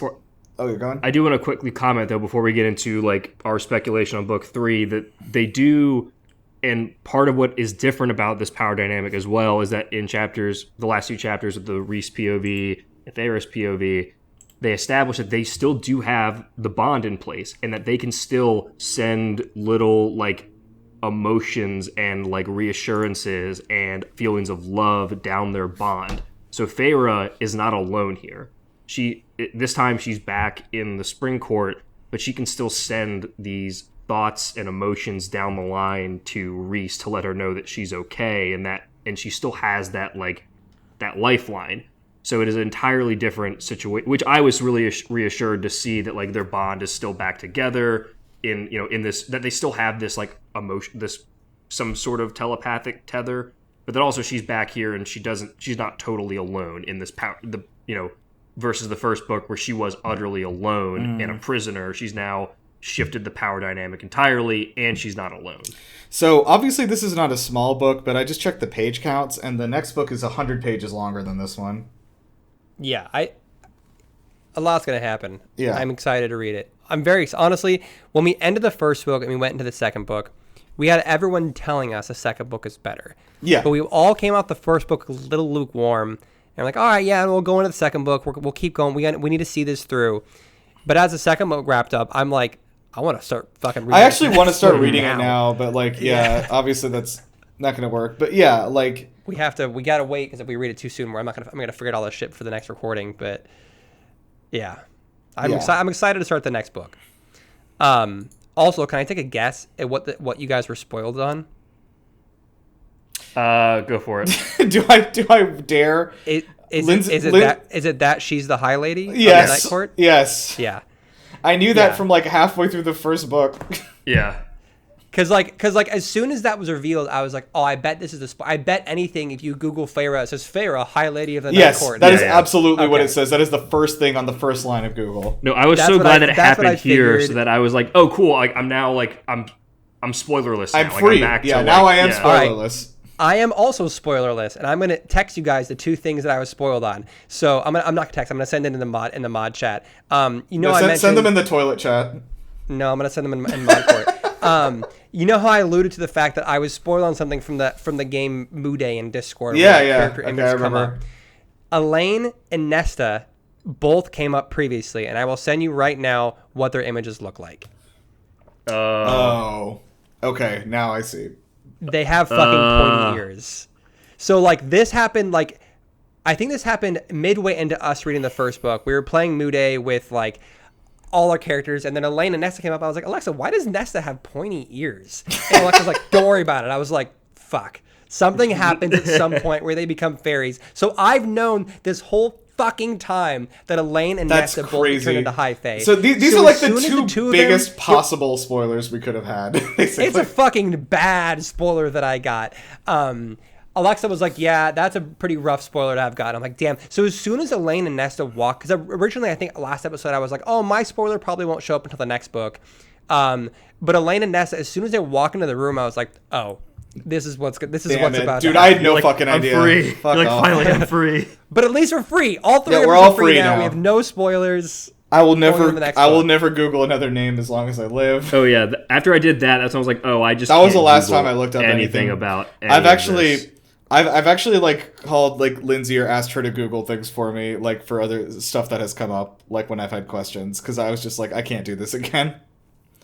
But yeah, So like I do now want to think.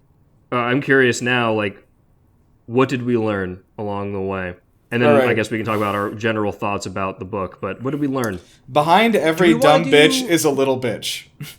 Yeah. That's Do we that's wanna for Tamlin and Lucian. What are we saving for the finale with the girls? Well, we were just going to talk with them about the thoughts on it, but we were going to kind of talk about our casting decisions and everything too for our fan casts. Yeah, we're gonna do the fan casting. I have some good picks. I'm still missing some, but I have some good picks. I'm happy ready. with. Yeah, I we have also not were doing a started. little bit of a separate thing because I made one for an animated show because I wanted to like do some voice actors, which I'm really excited about my picks for that. So Wait, are we Alexa doing- and I were. Later. Oh, Joe, go ahead.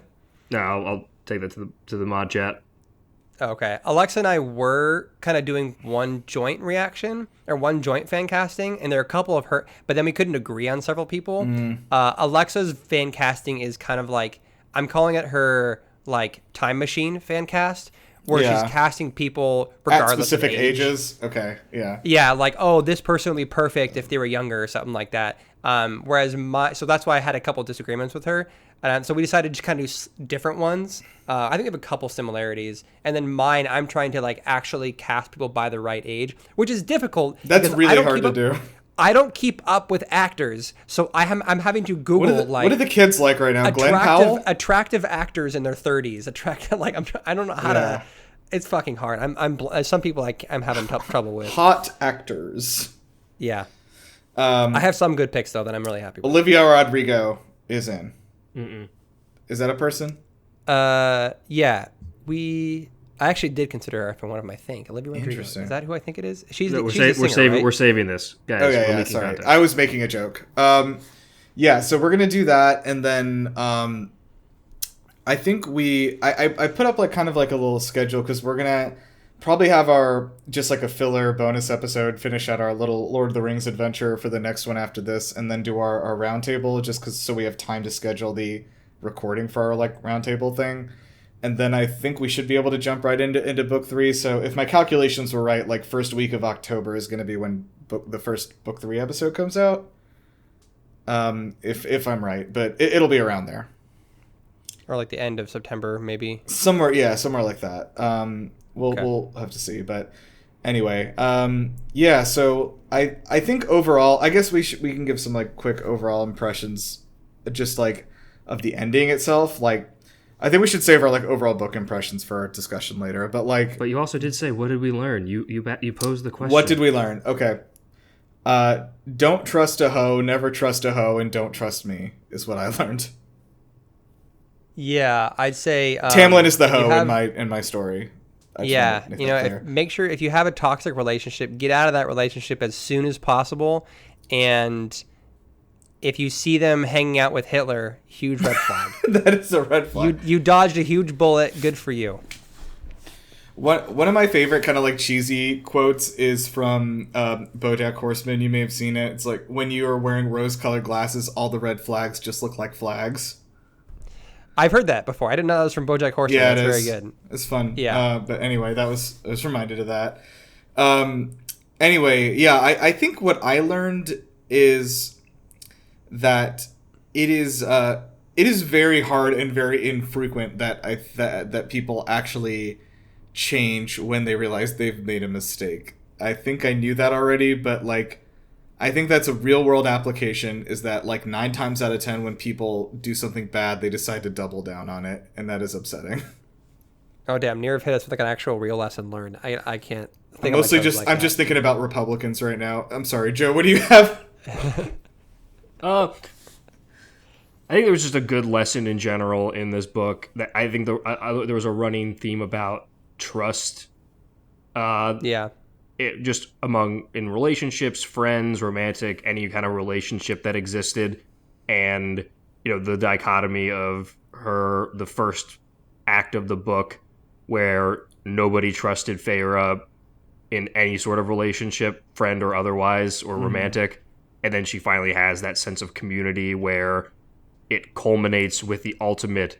She, on the surface is doing something of the highest betrayal, but everybody has such an implicit trust of her because of their relationship that everything goes off without a hitch, enough to where Rhys lets her break like one of their closest bonds for the sake of trusting her decision making. I think that's a good point. Like, I think that it's just like Tamlin's like inability to like trust anybody really, I think is like is the reason that like this relationship with Feyre would have like never worked ever. Like, it just wasn't ever going to happen. I think trust and communication are two big. Yeah. The trust and communication are like two key ingredients to a successful relationship. And you see that play out over and over again in this book. It's like when communication between Rhys and Feyre are communicating, it's like a good, like that's a good display of a healthy relationship. And then you have that contrast from the beginning of this book of like every possible thing that a toxic or bad relationship doesn't have, and it's lack of trust, lack of communication with Tamlin. And then you see Rhys just like displaying kind of a good example of what a healthy relationship looks like to the nth degree. I think, to get real for a second also, and I think the book also kind of supports this idea, but like I found over my relationship over the last year that like it's much better to always err on the side of over communicating than under communicating. Like, like if you like, that is something that we've talked about. We both found to be true. Like, it's hard to say things a lot of the time, frankly, but like it is much better to say them, because if you don't say them, they will fester, and that's not good. But Fester, the character from the Addams Family. Yeah, he's played by fucking what's his name from SNL, the guy, Fred Armisen. So yeah.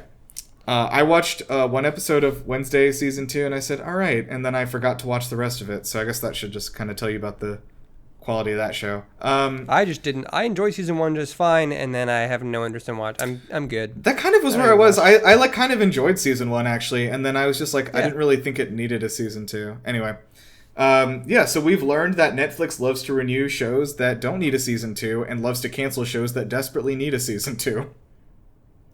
Sad. Also, actually, relevant thing on that front, it looks like the ACOTAR show was canceled, actually. I thought we already covered that. Didn't that get canceled a while ago? Yeah. Yeah, there was an iteration of it that was canceled, but like I think they're still trying to make one.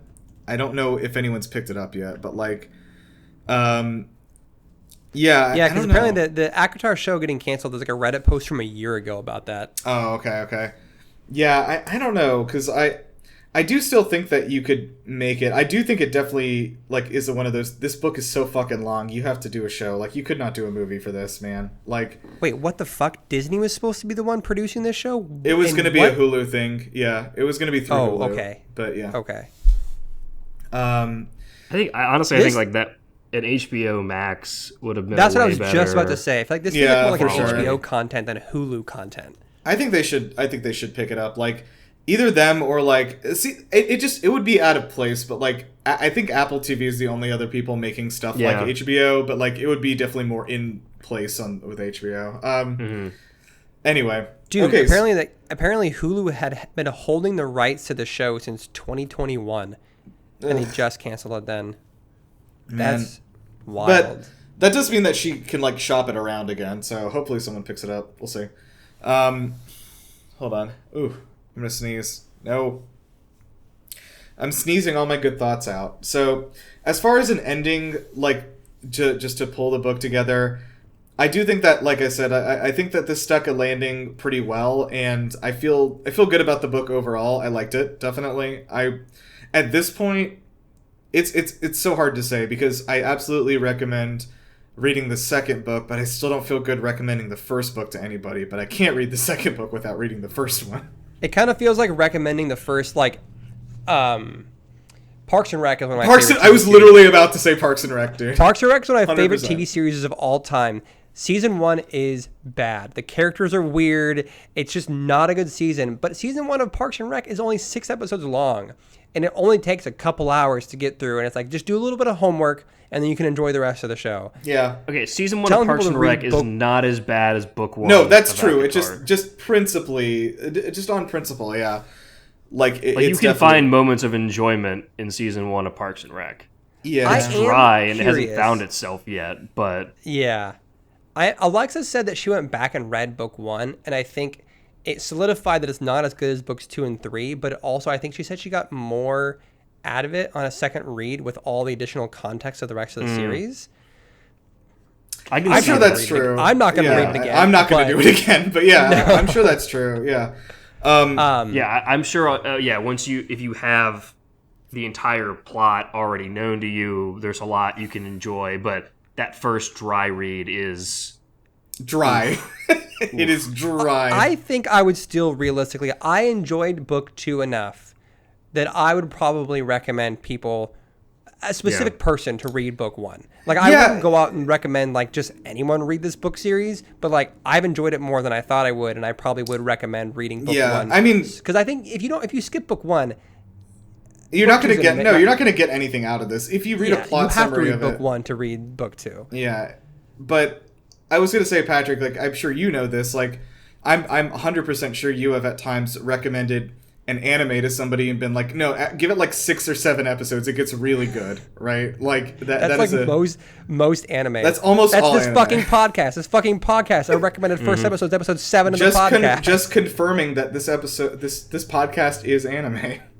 Mm-hmm. Hell yeah. But no, I did think this, like, the ending of this book did, like, because I was starting to think, especially with Tamlin not reappearing, I was like, well, this book essentially is Feyre's journey through her relationship with Tamlin and then her newfound relationship with Rhys, and not getting this closure on, like, the backdrop is this world-ending calamity and war with the King of Highburn, but the real, like, driving plot is this emotional relationship driven. Sure, yeah. So I was like, well, I think finally getting Tamlin to come back in, obviously there's more to go. I think it at least brought me enough closure with what I thought was fundamentally the plot of the book. So I thought it was a good ending to bring Tamlin back in, because I was like starting to wonder at the end, how are we... It would have made Act 1 feel very disjointed if Tamlin didn't ever reappear in this book. No, I think that I summoned him with my prediction that he wasn't coming back. I summoned him into the end of the book. He finally gave up, and he was like, nope, gotta spite that man.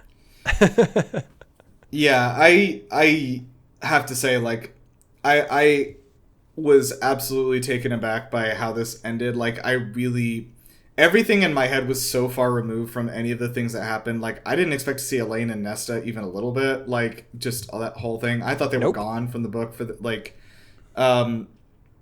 man. So yeah, I think overall a really strong ending in the way that it also makes me want to jump into the third book immediately, but I will not, unfortunately. Yeah, so I don't want to jump into the third book because I'm so... You want to let it stew? No, I'm just not looking forward to how uncomfortable I'm going to be with Feyre being a spy around Tamlin. Like, it's going to be good. Like, it's going to be good. I'm excited for it, but I'm also really dreading those chapters. My hope is that the uncertainty. my hope is that the bulk of it is these like mind games between Feyre and Lucian, and maybe doesn't involve Tamlin as much. But that's my or hope. to Patrick's point is Feyre just fucking dominating on and just right. She's the puppet Tamlin. master. Yeah. I think she'll be the puppet master. I think she's going to be pulling Tamlin's strings, and it's going to be very entertaining. That's my hope. Yeah. Because that will be a stark contrast to the beginning of book 2. Like it'll perfectly run parallel to book 2, where the tables are turned, and now Feyre is she's the one driving everything. That's my prediction. I don't know. Could be wrong. I've been wrong on so many predictions, so who knows? No, I think that makes the most amount of sense. And then, I do wonder, Nirav, you mentioned if we're going to get a bunch, I guess we kind of have to now, if we're going to get a bunch of like Rhys POVs and then Feyre POVs, because she's not going to know it, or if we're just not going to talk about the Night Court for a while until she gets there and then gets, I guess, maybe caught up to speed in Act 2 about how her sisters have been doing, or is it going to jump back and forth between, like, running concurrent to each other about how her sisters are dealing with that? I think it'll go back and forth because, like, leading up to this point, the only characters we cared about, Feyre was around at all times. Mm-hmm. Or the only characters we knew or care about. Like, because everything was always from her point of view. She was in the Spring Court. The Night Court didn't exist, really. And then once she was in the Night Court and we finally got introduced into and connected to all these characters, she was around them all the time.